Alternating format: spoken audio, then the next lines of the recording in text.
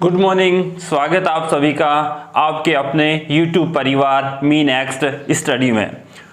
आप अपनी तैयारी को गति देते रहिए और लगातार निरंतर चलते रहिए और धीरे धीरे अपना जो सिलेबस है उसको रिवाइज करते रहिए। और साथ ही साथ एक ही चीज़ और ध्यान रखनी है कि आप अपनी कमजोरियों और आप अपनी मजबूरियों का जो डंका है वो किसी के साथ ना बजाएं। लगातार चलते रहें, खुद को मोटिवेट करते रहें, क्योंकि धूप कितनी ही तेज हो समुंदर सुखा नहीं सकता, तेरे सपनों को कोई यूं ही मिटा नहीं सकता। उठो, हुंकार भरो, डटे रहो जब तक प्राण है, क्योंकि एक हार से कोई फकीर और एक हार से कोई सिकंदर नहीं बनता। फ्रेंड्स, लगातार चलते रहिए, खुद मोटिवेट होते रहिए और जो नेगेटिव लोग आपके जीवन में आते हैं उनको साइड में करते रहिए। आपके लिए आज का महत्वपूर्ण कंटेंट राजस्थान की जनजाति से संबंधित आज हम पढ़ते हैं। देखिए, हमारे राजस्थान में बहुत सारी जनजातियां निवास करती हैं और वो जनजातियां कौन कौन सी हैं उसकी हम यहाँ पे आज चर्चा करते हैं और देखते हैं कि उन जनजातियों ने विद्रोह करने की बात, आंदोलन करने की बात उनके मन में क्यों आई, कहाँ से अंकुर के बीज पैदा हुए, कहाँ से ये विद्रोह की भावना आई। तो आज हम पढ़ते हैं जनजातीय आंदोलन। देखिए, राजस्थान में बहुत सारी जनजातियां रहती हैं, जिनमें हम बात करें तो सबसे प्राचीन जनजाति अपने भील है। और जनसंख्या बाहुल्य की दृष्टि से देखें, जन बाहुल्य की दृष्टि से देखें तो सबसे बाहुल्य आता है मीणा जनजाति का आता है, मीणा के बाद भील जनजाति का आता है, फिर गरासिया का आता है और उसके बाद सहरिया जनजाति का स्थान आता है। इनके अलावा भी, इन चार महत्वपूर्ण जनजातियों के अलावा भी हमारे राजस्थान में बहुत सारी जनजातियां रहती हैं, उनकी भी हम यहाँ चर्चा करते हैं। जैसे डामोर है, कथोड़ी है, कंजर है, सांसी है, इत्यादि जनजातियां अपने राजस्थान में रहती है। लेकिन हम यहाँ आंदोलन की बात करते हैं तो हम यहाँ पर सबसे पहले भील आंदोलन की बात करेंगे। अब भील आंदोलन की बात हम करते हैं तो भील आंदोलन राजस्थान के दक्षिणी पार्ट में निवास करती है। अब सीधा हम चलते हैं भील जनजातियों पे कि आंदोलन क्यों हुआ और विद्रोह की भावना भीलों में कहां से पैदा हुई। ठीक है फ्रेंड्स, अब चलते हैं हम सीधे आंदोलन पे। और इस आंदोलन का देखिए, आज सटीक विश्लेषण आपका इस तरह से हम करेंगे कि कोई भी प्रश्न हो, चाहे एसआई हो, पटवार हो, रीट हो, किसी भी प्रकार की परीक्षा हो, इस जनजातीय आंदोलन का पूरा पोस्टमार्टम आज आप यहां देखेंगे। ठीक है फ्रेंड्स, अब देखते हैं जनजातीय आंदोलन की रूपरेखा। अब राजस्थान में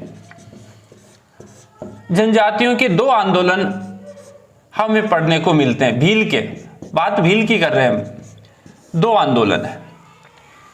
दो आंदोलन में पहला आता है भगत आंदोलन का स्थान आता है। भील आंदोलन में पहला जो आता है स्थान वो भगत आंदोलन का आता है और दूसरा स्थान आता है एकी आंदोलन का आता है।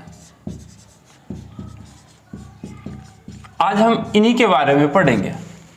राजस्थान में आंदोलन, सिर्फ बात यहां किसकी कर रहे हैं अभी, भील की। भगत आंदोलन चलाया था गोविंद गिरी ने, गोविंद गिरी। और एक ही आंदोलन, एक ही, एकता बनाए रखो, और मोती एक ही होता है तो मोतीलाल, मोती याद रखें कि मोती तो एक ही होता है तो मोतीलाल। और मोती का तेज जो होता है वो बहुत ज्यादा होता है, मोती का तेज प्रकाश ज्यादा होता है। मोती एक ही होता है और उसका जो तेज है वो ज्यादा होता है तो मोतीलाल तेजावत। और यहां भगत आंदोलन गोविंद गिरी। तो आज स्टार्ट करते हैं हम भगत आंदोलन से। ठीक है, अब देखिए, अब भील जो एक है, मानी जाती है कि सीधी सादी जनजाति है, तो उसको आंदोलन करने की जरूरत क्यों पड़ी, क्या बात थी कि वो आंदोलन करने के लिए तैयार हो गई। तो हम आंदोलन के अब भी कारणों की चर्चा करते हैं। अब पहले है कारण। भील आंदोलन के कारण, कि कारण क्या थे। तो सबसे पहले हम कारणों की चर्चा करते हैं। ये वेरी मोस्ट है, बहुत सारे फैक्ट आपको यहां पे मिलेंगे। पहले देखिए कारण पहला, भील जो मुखिया है, भीलों का मुखिया क्या कहलाता है, गमेती कहलाता है। भीलों का मुखिया गमेती कहलाता है। अब ये जो गमेती है वो उस समय दो प्रकार के कर लेता था। यहां ये मोस्ट है, इसे याद रखिए, बोलाई कर और दूसरा है रखवाली कर।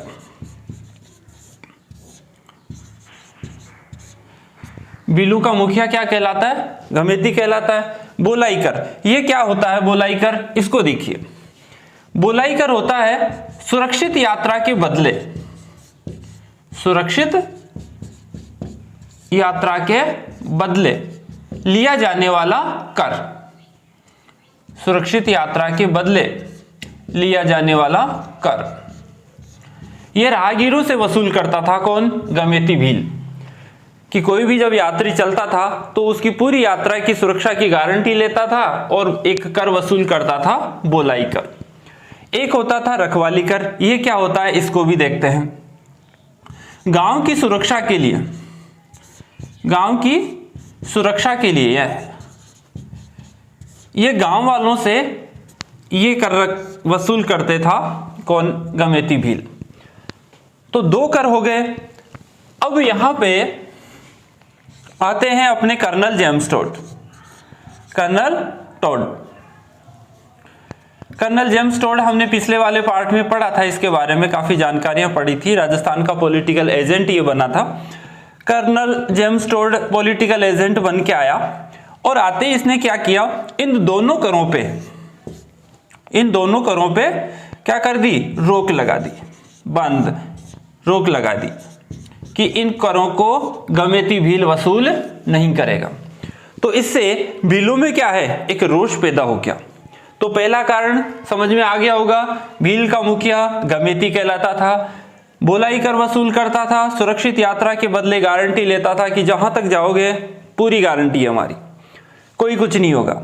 रखवाली कर गांव की सुरक्षा के बदले ये वसूल करता था। लेकिन जैसे ही colonel James Tod political agent बन के आया, उसने इन दोनों करों पे रोक लगा दी कि वसूल नहीं करेगा कोई। दूसरा, भीलों को वनों की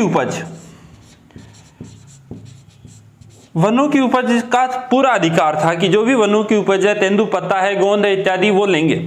तो वनों की जो उपज है और वनों की उपज पे भीलों का क्या था, एकाधिकार था।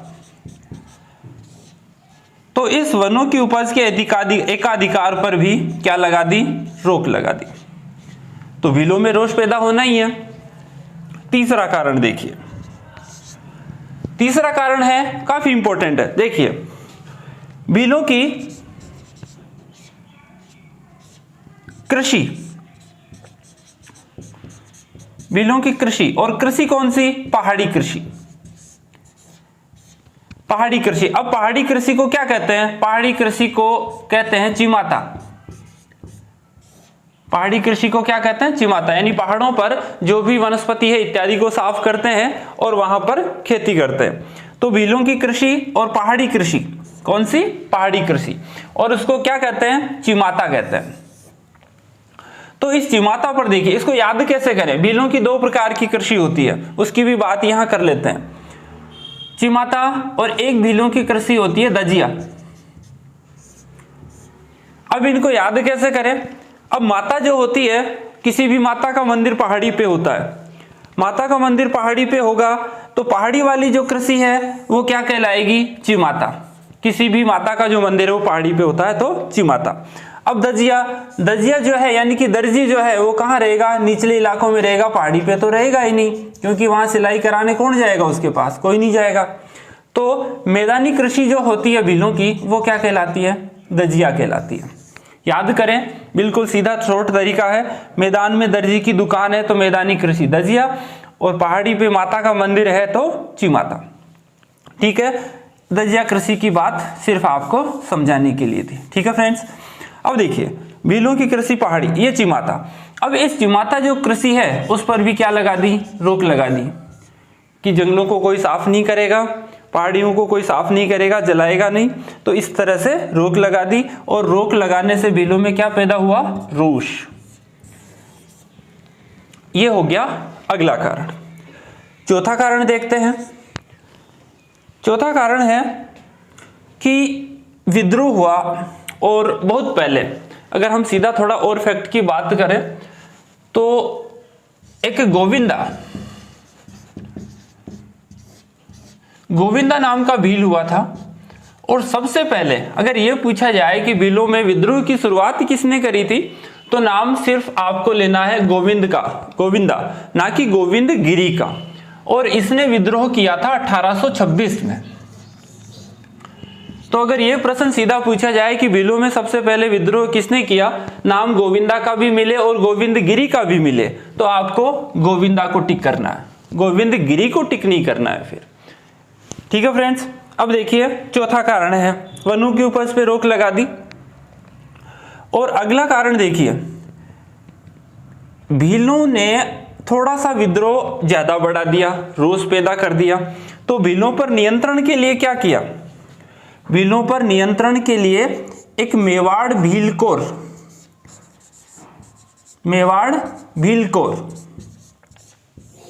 भीलों पर नियंत्रण के लिए मेवाड़ भील कोर की स्थापना की, और 1841 में, इसे याद रखें, मेवाड़ भील कोर की स्थापना, यानी भीलों पर नियंत्रण के लिए एक सेना बना ली मेवाड़ भील कोर 1841 में। और इसका मुख्यालय कहां बना लिया, खेरवाड़ा। इसका मुख्यालय क्या था, खेरवाड़ा इसका मुख्यालय था। किसका, मेवाड़ भील कोर का, इसका मुख्यालय था। यहां पे सेना रहती थी। और खेरवाड़ा कहां है, खेरवाड़ा है उदयपुर में है। तो भीलों को दमन करने के लिए, दबाने के लिए 1841 में मेवाड़ भील कोर की स्थापना कर ली, और भीलों में इससे भी क्या है, रोष पैदा हो गया। पांचवा कारण लेते हैं ऊपर वापस फिर से। भीलों में रोष पैदा होना ही है। अब पांचवा कारण देखिए, इसी से रिलेटेड है। खेरवाड़ा छावनी में एक कमांडेंट की नियुक्ति भी करता था। कौन करता था, पॉलिटिकल एजेंट करता था। पांचवा कारण देखिए, पांचवा कारण है कि खेरवाड़ा छावनी में, खेरवाड़ा छावनी, और ये छावनी कहां है, उदयपुर में है।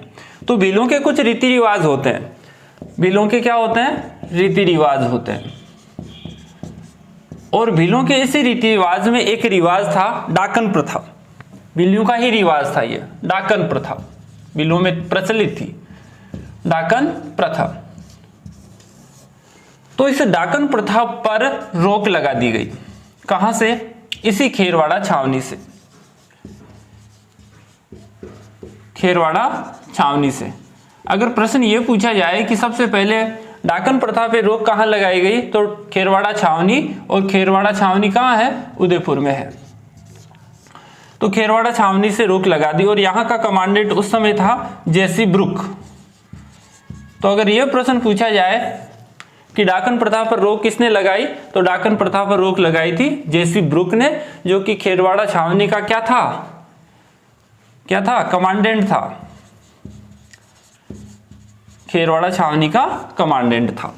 तो जेसी ब्रुक ने डाकन प्रथा पर रोक लगा दी। और अगर शासक की बात करें कि उदयपुर में उस समय शासक कौन था, तो उस समय शासक था स्वरूप सिंह। ठीक है, ये फैक्ट हो गया। तो डाकन प्रथा पे जब रोक लगाई तो भीलों में रोष पैदा हो गया कि हमारी प्रथाओं को जो गवर्नमेंट है, अंग्रेज जो है, धीरे धीरे क्या कर रहे हैं, बंद कर रहे हैं। तो भीलों में रोष पैदा हो गया। छठा कारण देखिए, छठा कारण है कि ऋषभदेव जी का मंदिर है। कहां है,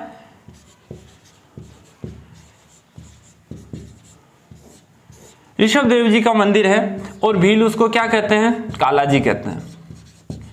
ऋषभदेव जी का मंदिर, ऋषभदेव मंदिर। और ऋषभदेव मंदिर को भील यानी कि ऋषभदेव जी को क्या कहते हैं, काला जी कहते हैं, क्योंकि वो पत्थर की जो मूर्ति है वो काले रंग की है। और भील कभी भी इसकी झूठी कसम नहीं खाते काला जी की।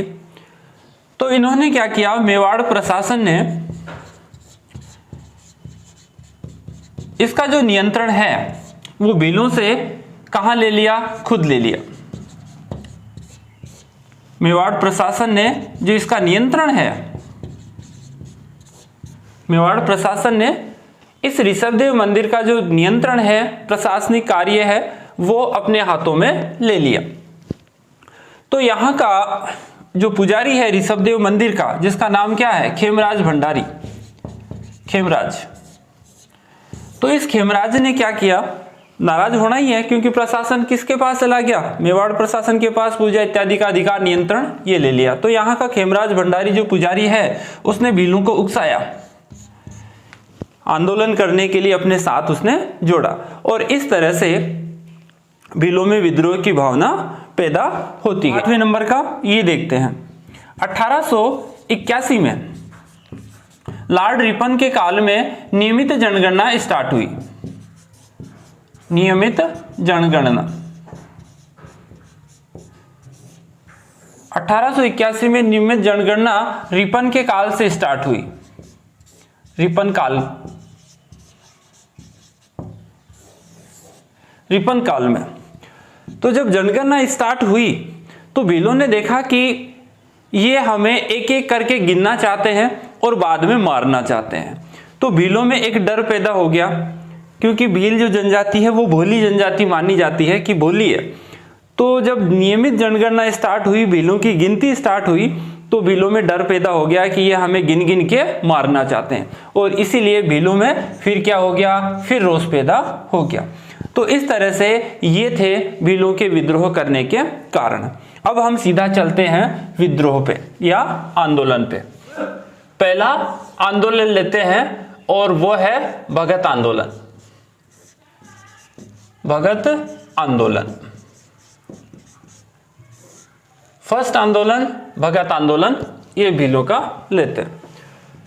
देखिए पहला ये जो भगत आंदोलन है वो चलाया किसने, तो चलाया गोविंद गिरी ने। गोविंद गिरी। अब गोविंद गिरी और भगत आंदोलन का जो आगे कनेक्शन है वो हम देखते हैं। गोविंद गिरी का जन्म देखिए कहाँ होता है, गोविंद। और भगवान श्री कृष्ण को हम क्या कहते हैं, भगवान श्री कृष्ण को भी क्या कहते हैं, गोविंद कहते हैं। तो इसको भी गोविंद याद रखें, थोड़ा सा भगवान श्री कृष्ण से कनेक्शन बना ले। गोविंद, तो भगवान श्री कृष्ण बजाते क्या थे, बंसी। तो जन्म बांसिया गांव, जन्म कहाँ हो रहा है इनका, बांसिया गांव में। और भगवान श्री कृष्ण बंसी बजा रहे हैं, कहाँ बजा रहे हैं, जाके डूंगरपुर में, डूंगर पे, पहाड़ी पे। तो इनका जन्म, गोविंद गिरी का जन्म कहाँ हुआ है, बांसिया गांव, डूंगरपुर। यह प्रश्न परीक्षा में पिछली बार 2017 रीट वाली परीक्षा में यह प्रश्न पूछा गया था कि उनका जन्म कहाँ हुआ। और जन्म हुआ है बंजारा परिवार में, यह भी प्रश्न पूछ लिया गया है। बंजारा परिवार में ये जन्म।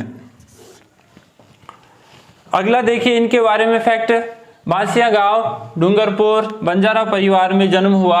और ईयर कभी भी नहीं पूछा जाता है, वर्ष कभी नहीं पूछा जाता कि वह जन्म किस वर्ष हुआ, लेकिन फिर भी एक याद करने के लिए फैक्ट।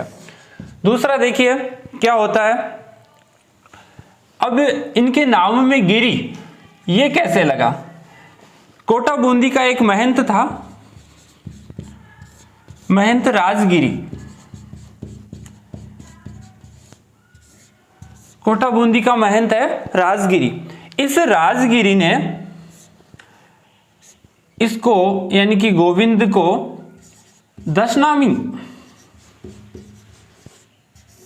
दशनामी संप्रदाय में दीक्षित किया। दशनामी संप्रदाय में दीक्षित किया।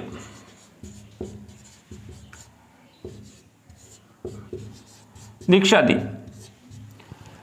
दशनामी संप्रदाय में इनको दीक्षित किया और गिरी शाखा में इनका संबंध जोड़ दिया। तो दशनामी संप्रदाय की जो गिरी शाखा है, उस गिरी शाखा के कारण और इस गिरी के कारण, राजगिरी के कारण, ये जो शब्द है वो इनके नाम में यहां आके जुड़ गया। प्रश्न ये पूछा जाए कि इनको किस संप्रदाय में दीक्षित किया गया, तो याद रखें नाम 10 कि भगवान राम भी हुए थे श्री कृष्ण के अवतार, और 10 सिर वाला एक रावण था, तो दशनामी संप्रदाय में इनको दीक्षित किया। नेक्स्ट देखते हैं, दशनामी संप्रदाय में दीक्षित हुए, बंजारा परिवार में थे, और आगे क्या हो रहा है ये देखते हैं। तो बांसिया गांव में, बांसिया गांव जहां ये जन्मे थे, वहीं पे इन्होंने अपनी धुनी और निशान स्थापित कर लिए। धुनी और निशान यानी कि एक मठ और निशान स्थापित वहां कर लिए। निशान यहां पे यानी कि झंडा, और इनका झंडा था सफेद रंग का, झंडा सफेद रंग का था। कैसे याद रखें, धुनी यानी कि जलाने से, और धुआं जब निकलती है तो कौन से रंग की निकलेगी, सफेद रंग की निकलेगी। तो बांसिया गांव में इन्होंने धुनी और निशान स्थापित कर लिए दशनामी संप्रदाय में दीक्षित होने के बाद।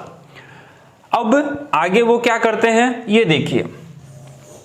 यहां पर एक साथी उनके साथ और मिल गया, और वो साथी है सुरजी भगत। सुरजी भगत नाम का साथी और मिल गया। सुरजी भगत इनसे मिले और इनके सहयोगी बन गए। जहां जहां भी ये गए ये सहयोग करते रहे। 2 व्यक्ति नाम आता है इस भगत आंदोलन में, गोविंद गिरी और सुरजी भगत का नाम आता है। ठीक है, अब नेक्स्ट आगे ये क्या करते हैं ये भी देखते हैं। सहयोगी सुरजी भगत। अब स्वामी दयानंद सरस्वती का यहां पे प्रवेश होता है, वो देखते हैं। स्वामी दयानंद सरस्वती, ये इंपॉर्टेंट है, इसको थोड़ा सा आप देखिए। स्वामी दयानंद सरस्वती ये राजस्थान आते हैं। थोड़ा सा इस चैप्टर को यहां लेते हैं। स्वामी दयानंद सरस्वती राजस्थान आए, और सबसे पहले प्रवेश लगभग इनका 1865 में होता है। थोड़ा सा इस पार्ट को इधर ले रहे हैं। 1865 में सबसे पहले ये करौली आए थे। अगर ये प्रश्न पूछा जाए कि पहले कहाँ आए, तो करौली का शासक मदन पाल था उस समय, तो स्वामी दयानंद सरस्वती सबसे पहले करौली के शासक मदन पाल के पास आए। वहाँ धौलपुर में भी आए, ठीक है, और फिर वापस चले गए। उसके बाद 1878 में आए। इस बार वो उदयपुर में आए। इस बार वो कहाँ आए, उदयपुर में आए। उदयपुर में आए, और जब उदयपुर में आए तो उस समय 1881 के आसपास ये कहाँ आए, यहाँ आए उदयपुर में। उदयपुर में आए तो यहाँ से कौन संबंध निकल रहा है, गोविंद गिरी का। 1881 के आसपास ये इधर आए, और गोविंद गिरी से स्वामी दयानंद सरस्वती का संपर्क हुआ। स्वामी दयानंद सरस्वती का जब संपर्क हुआ तो ये इनके विचारों से, स्वामी दयानंद सरस्वती के विचारों से कौन ज्यादा प्रभावित हुआ, गोविंद गिरी सबसे ज्यादा प्रभावित हुआ। अब इसके बारे में और फैक्ट देखते हैं। स्वामी दयानंद सरस्वती, अगर ये पूछा जाए कि राजस्थान में कितनी बार आए, राजस्थान में ये कितनी बार आए, तो राजस्थान में आए 3 बार। 1865 में करौली धौलपुर इलाके में आए, 1878 में आए, और लास्ट बार फिर जोधपुर में गए ये। अब यहां पे स्वामी दयानंद सरस्वती के अन्य फैक्ट देखते हैं। 1875 में स्वामी दयानंद सरस्वती ने क्या किया था, एक आर्य समाज की स्थापना की थी। स्वामी दयानंद सरस्वती ने आर्य समाज की स्थापना की थी बंबई में, ठीक है, बंबई में आर्य समाज की स्थापना की थी। उसके बाद राजस्थान आए दूसरी बार, और राजस्थान में रह के उन्होंने सत्यार्थ प्रकाश नाम का एक ग्रंथ लिखा था। सत्यार्थ प्रकाश ग्रंथ लिखा, किसने लिखा, स्वामी दयानंद सरस्वती ने सत्यार्थ प्रकाश का जो ग्रंथ है वो लिखा। अब लिखा कहाँ, जब दूसरी बार आए तो दूसरी बार कहाँ आए, उदयपुर में आए तो सत्यार्थ प्रकाश कहाँ लिखा उन्हें? उदयपुर में बैठ के इस ग्रंथ को लिखा। लिखने की बात आए तो उदयपुर प्रश्न परीक्षा में पूछा गया है, उदयपुर में आए। लेकिन अगर ये पूछे कि इस ग्रंथ का प्रकाशन कहाँ हुआ है, तो ये प्रश्न भी परीक्षा में पूछा गया है फर्स्ट ग्रेड वाली में, तो प्रकाशन हुआ अजमेर में। और अगर ये प्रश्न और पूछा जाए कि राजस्थान में आर्य समाज का केंद्र क्या है, आर्य समाज का केंद्र कौन बना? आर्य समाज का केंद्र बना अजमेर। ये फैक्ट आप याद रखें इनके बारे में। फिर से देखते हैं, राजस्थान में 3 बार आए, कौन? स्वामी दयानंद सरस्वती। फिर उसके बाद दूसरी बार उदयपुर में आए, उदयपुर में रहते हुए उन्होंने सत्यार्थ प्रकाश ग्रंथ लिखा। रचना उन्होंने उदयपुर में ही की, लेकिन प्रकाशन कहाँ हुआ? अजमेर में। और आर्य समाज का अगर केंद्र पूछा जाए, परीक्षा में ये प्रश्न पूछा गया है कि आर्य समाज का केंद्र, तो अजमेर। आर्य समाज की स्थापना 1875 मुंबई में हुई थी। तीसरी बार जब ये राजस्थान आए तो जोधपुर गए जसवंत सिंह के पास, और जसवंत सिंह के वहाँ एक मुस्लिम वेश्या नन्ही जान रहा करती थी, जिसने उनको विष दिया और वहीं उनकी मृत्यु हो गई। ठीक है, अब वापस आते हैं इधर। स्वामी दयानंद सरस्वती के संपर्क में आए और स्वामी दयानंद सरस्वती से प्रभावित होने के बाद 1883 में, ये इंपॉर्टेंट है अपने लिए, 1883 में इन्होंने एक संप सभा की स्थापना की। संप सभा, सब समान, संप सभा की स्थापना इन्होंने की। सब समान, संप का मतलब सब, सब समान, सभी लोग समान हैं। तो इनकी प्रेरणा से इन्होंने क्या किया? 1883 में एक संप सभा की स्थापना इन्होंने कर दी।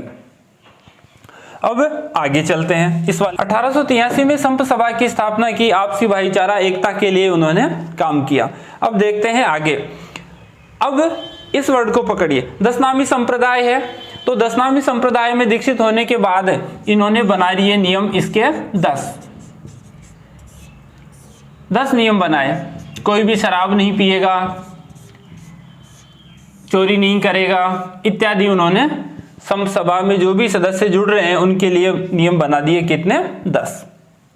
ठीक है, अब उसके बाद आगे चलते हैं। 10 नियम बना दिए, भीलों को संगठित करना इन्होंने शुरू किया, और इस तरह से धीरे धीरे भीलों में जन जागृति पैदा करते रहे। अब आगे संप सभा की स्थापना के बाद आगे देखते हैं। संप सभा की स्थापना उन्होंने कर दी 1800, फिर से एक बार इस चीज को क्लियर कर लेते हैं। 1883 में संप सभा की स्थापना हो गई और ये हुई सिरोही में। संप सभा की स्थापना कहाँ हुई? सिरोही में हो गई। अब सिरोही में स्थापना होने के बाद इन्होंने भीलों में जन जागृति लाना शुरू किया। अगला फैक्ट देखते हैं, इनके बाद भीलों में जन जागृति आई है, भीलों को इकट्ठा कर रहे हैं। अब इन्होंने 1903 में संप सभा का पहला अधिवेशन किया। 1903 में संप सभा का क्या किया? पहला अधिवेशन किया। संप सभा का प्रथम अधिवेशन बुलाया। ये अपने लिए इंपॉर्टेंट है। 1903 में संप सभा का अधिवेशन बुलाया। कहां बुलाया? ये देखते हैं। अंबादरा गांव, ये इंपॉर्टेंट है, वेरी वेरी मोस्ट इंपॉर्टेंट। अंबादरा गांव में इन्होंने एक अधिवेशन बुलाया, और अंबादरा गांव की एक मानगढ़ पहाड़ी है,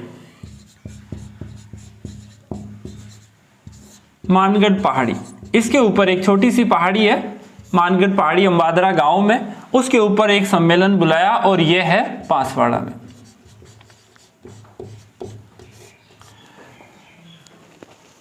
भीलों में जन जागृति पैदा हुई। 1803 में संप सभा का पहला अधिवेशन बुलाया। ये प्रश्न पूछा जाएगा परीक्षा में कि कहाँ हुआ। अब तक प्रश्न आया है कि मानगढ़ पहाड़ी पे हुआ, ये प्रश्न अभी तक नहीं आया है कि कौन से गांव में हुआ, यानी कि स्थान का नाम पूछे तो अंबादरा गांव, और अंबादरा गांव की एक छोटी सी पहाड़ी है मानगढ़ पहाड़ी, जहां आजकल एक शहीद स्मारक भी बना हुआ है जिसका चित्र आपको वहां दिखेगा।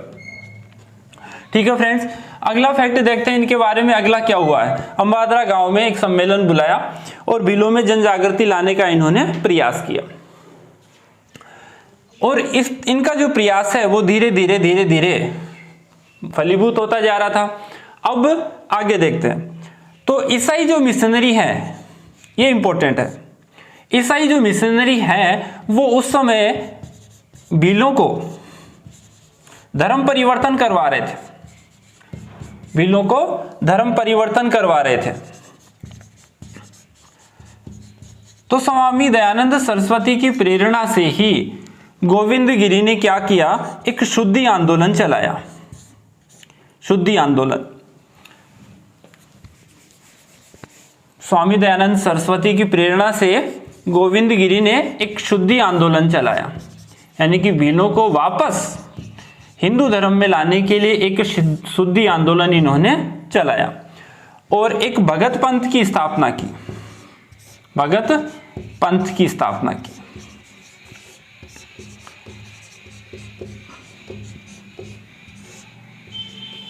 भगत पंथ की स्थापना की, ये अपने लिए इंपॉर्टेंट है, भगत पंथ की स्थापना की।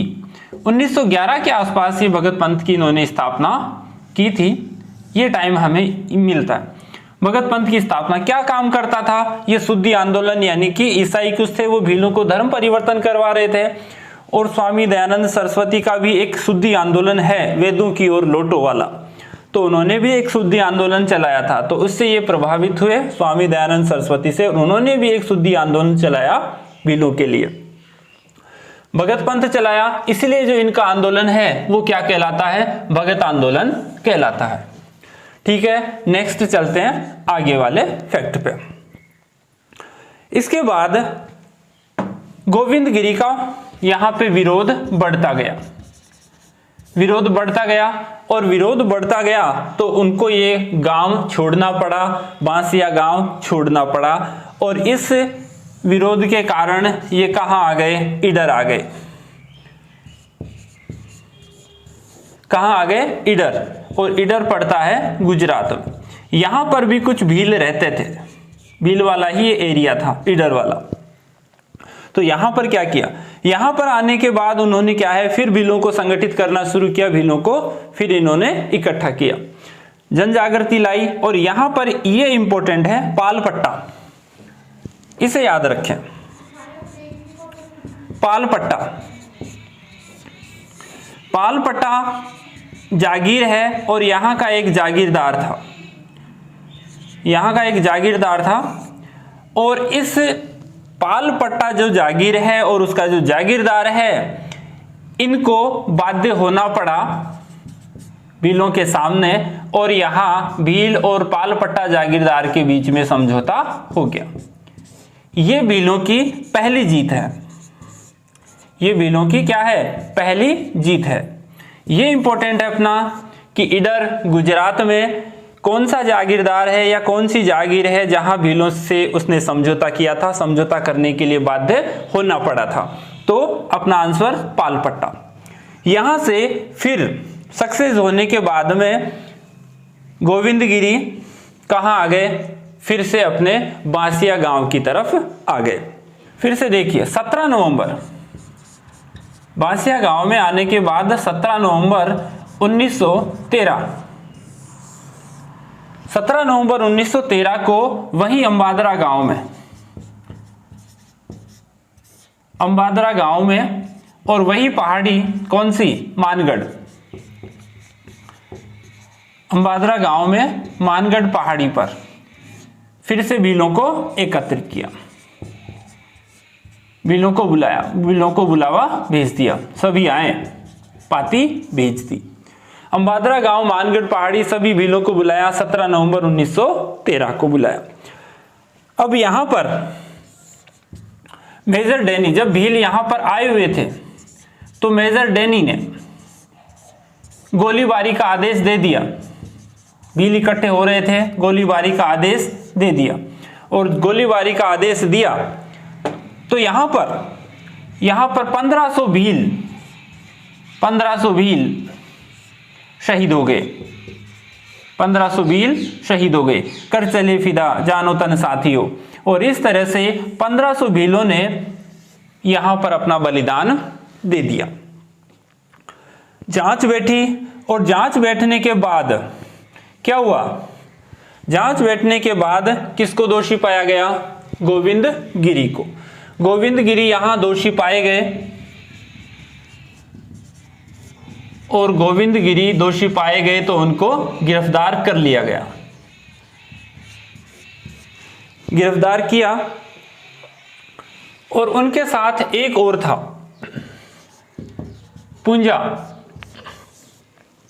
पूंजा नाम का एक व्यक्ति और था जिनको इनके साथ गिरफ्तार कर लिया गया। और इनको गिरफ्तार करने के बाद कहां भेजा गया? अहमदाबाद साबरमती जेल में भेज दिया गया। इन दोनों को साबरमती जेल भेज दिया गया और साबरमती जेल में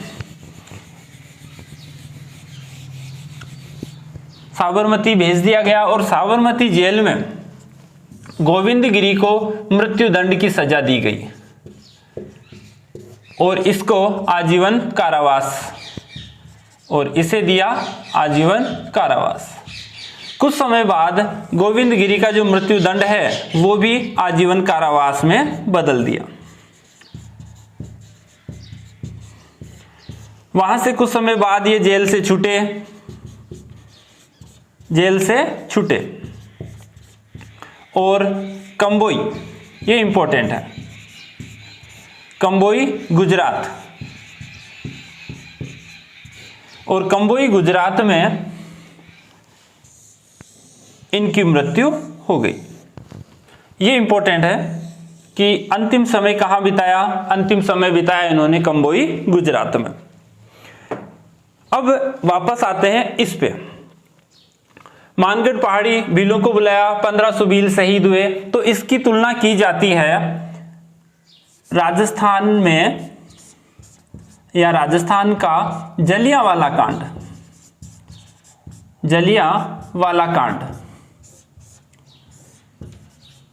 इससे इसकी तुलना की जाती है।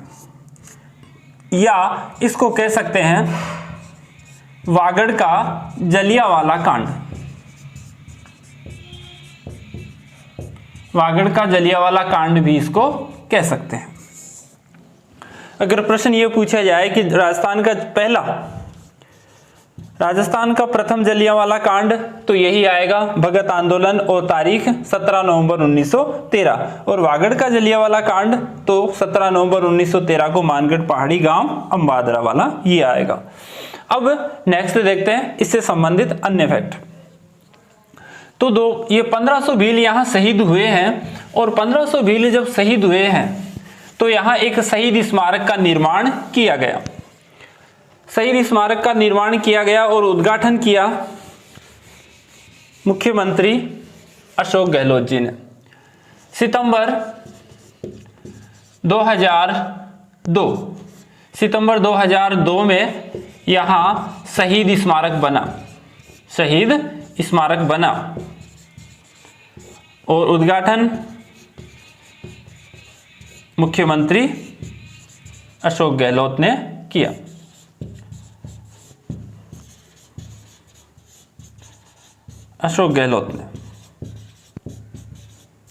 बस भगत आंदोलन से संबंधित जो मुख्य फैक्ट है या जो मुख्य तथ्य हैं वो हमें यही मिलते हैं। ठीक है फ्रेंड्स, इस संबंध में, आज के वीडियो के संबंध में आपके जो भी कमेंट हैं वो हमारे साथ साझा करें, और नेक्स्ट जो पार्ट है उसके लिए इंतजार करें, और साथ ही साथ आप रिवाइज करते रहें। और अगर चैनल पे हैं तो फ्रेंड्स चैनल को सब्सक्राइब करें और हमें मोटिवेट करते रहें। Thank you, keep watching.